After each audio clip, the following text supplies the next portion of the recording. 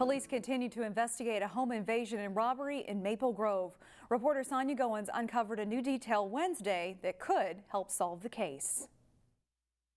Shannon, the home invasion happened Tuesday around 10:30 in the morning. The suspect is still on the loose. However, Maple Grove police got a break in the case earlier today. The vehicle was found in Minneapolis. It was unoccupied, so our investigators are going down there this morning to try and process the car, looking for any evidence in the car. The crime happened in the 16800 block of 80th Place North. The homeowner was there at the time when Maple Grove police say a man forced his way inside. Police are not saying how he got into the home, but they say he was not armed. Police say the man confronted the woman and demanded she hand over her purse and car keys. The man then left with her car. The victim's doing well, was very shaken up.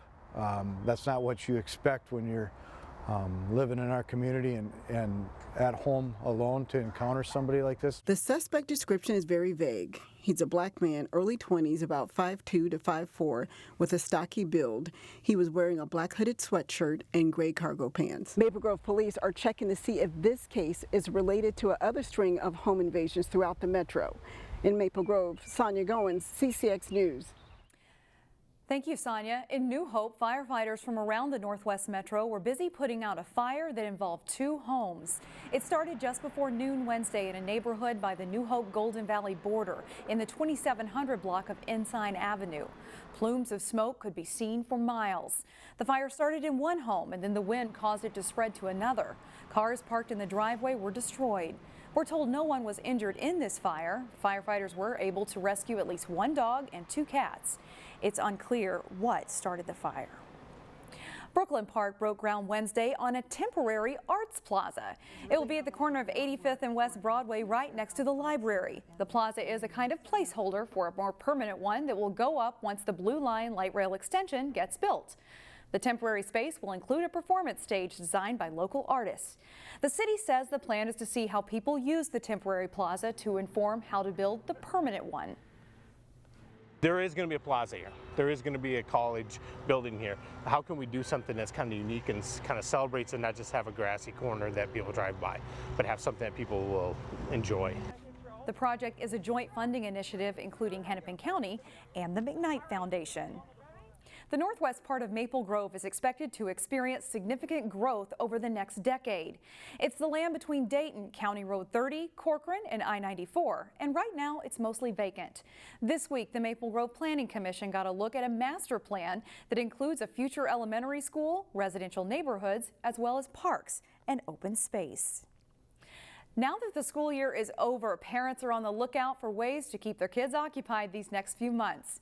In this week's edition of What I Learned at Summer Camp, Delane Cleveland shows us how a group of instructors in Maple Grove are teaching kids to become better theatrical performers. In the world of musical theater, you need a group of performers, right, left, clap, right, clap, and people who can direct the show. Here we go!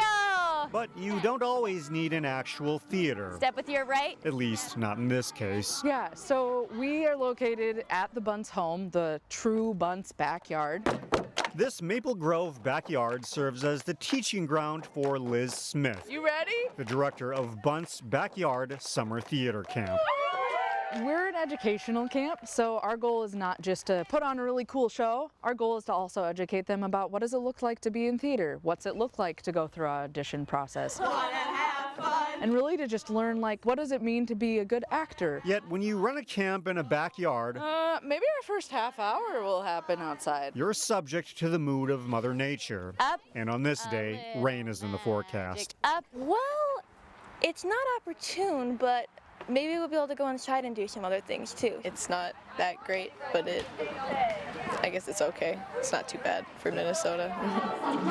Before the rain forces everyone indoors, the 40 camp participants go through a variety of singing and dancing exercises. Step. At the conclusion of the 9-day camp, this group will perform Sleeping Beauty, Step. Kids Edition. They will be learning how to be a part of that group, and no matter how small their part is, it's important to the overall success of the entire production. And while they learn how to put on a good production, each kid will take away something different from the experience. Just getting better at enunciating, acting, and singing. I'm hoping to just get out more theater experience and more, like knowing what to do in auditions, what you like, you maybe meet some new people and all that stuff. Whatever the motivation, it's an opportunity for kids to get outside and have fun. Take it in. Provided that Mother Nature cooperates, of course. In Maple Grove, Delane Cleveland, CCX News. The Bunce Backyard performance of Sleeping Beauty will take place on Thursday, June 20th. Meanwhile, Bunce is holding another theater camp at Osseo Middle School on July 8th. And we have more details on that one on our website, ccxmedia.org.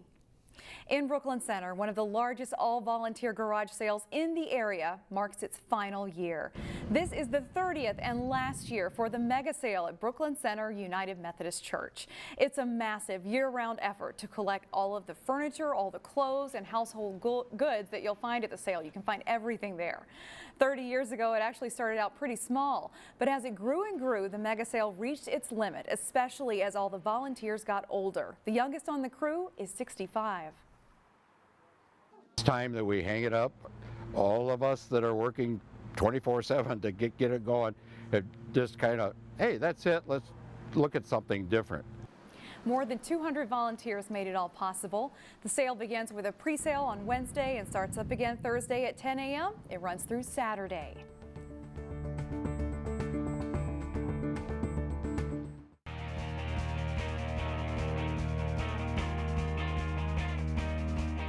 No girls teams from the area qualified for the State Girls Golf Tournament, but a strong group of individuals did make the field. Day 1 girls Class 3A action. Savannah Dickey of Osseo teeing off. She cards a 92. Melanie Lemin of Wayzata is the top local in round 1. This nice approach on West hole number 6 at Bunker Hills helps her to a 75 to tie for 11th place after day 1. Park Center's Layla Franklin sinks the par putt on West 6. Franklin plays pretty well and shoots a 79 and is tied for 19th.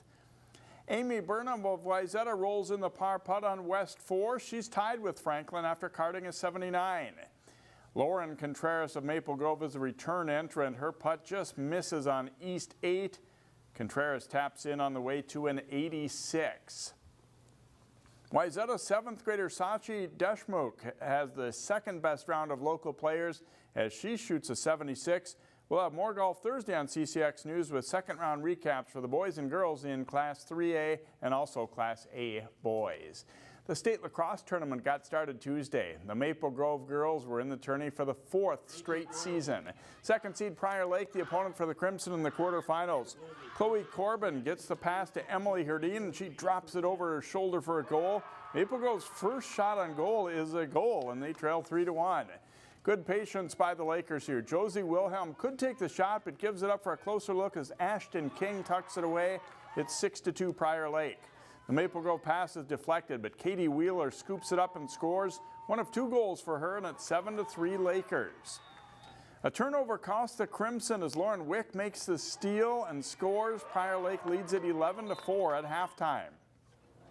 Second half, and Herdine finds Corbin, who bounces the shot in from close range to pull the Crimson within 12-5. But Prior Lake is too much. Jacqueline Little gets the goal here as Maple Grove falls into the consolation bracket with a 19-6 loss. The Breck girls made a successful state debut with a 10-9 win over Forest Lake. Paulie Burns scored 5 times in the win. Breck meets Prior Lake in the semifinals Thursday at Chanhassen. The Wayzata boys are also in the state tournament for a 4th consecutive year. The Trojans faced number 2 seed Prior Lake. And Prior Lake opens the scoring. Will Gilbert to Connor Miller for the shot and goal. Luke Bledo gets around the Wayzata defender and nets one of his 4 goals in the first quarter. Second quarter, nice ball movement, and Bledo scores again as the Lakers' lead grows to 7-0. Wayzata gets some offense going as Andrew Solly fights off the defenders and scores with a nice shot here. And then Cade Shiraka makes a run and he'll score with the long stick for the Trojans. In the final seconds of the first half, the Lakers with a point-blank chance, but Danny Fraga with a great stop here for Wayzata. To the third quarter, Prior Lake's Jack Smith slips the Wayzata defender and gets out in front to fire the shot in. The Trojans fall into consolation play with a 12-4 defeat. Also in boys lacrosse, top seed Benilde-St. Margaret's face Centennial. It's the Cougars starting strong. Jordan Rodriguez is well defended, but he finds Alexander DeLay for the goal. It's 2-0 Centennial in the second quarter. Benilde storms back though. Patty Burns finds Matt Dowden and he zips the low shot in to tie it. Moments later, it's Dowden shedding his defender as he cuts across the front to score again. The Red Knights take the lead for good at 3-2. It's 4-2 at halftime. Goalie can be a thankless job in lacrosse, but BSM's Jack Keller stretches out for a huge stop here in the third quarter. Sometimes it's about winning a one-on-one battle. Dylan Rash is bumped around and knocked down, but he scores to give the Red Knights a 6-3 lead. Fourth quarter, and Shea Kenny Leonhardt sets up Jack Van Overbeek for the goal. Benilde is challenged, but they hold off Centennial for an 8-4 win. That puts BSM into the semifinals, where they face 5th seed St. Thomas Academy. That's Thursday at 5 p.m. at Minnetonka High School.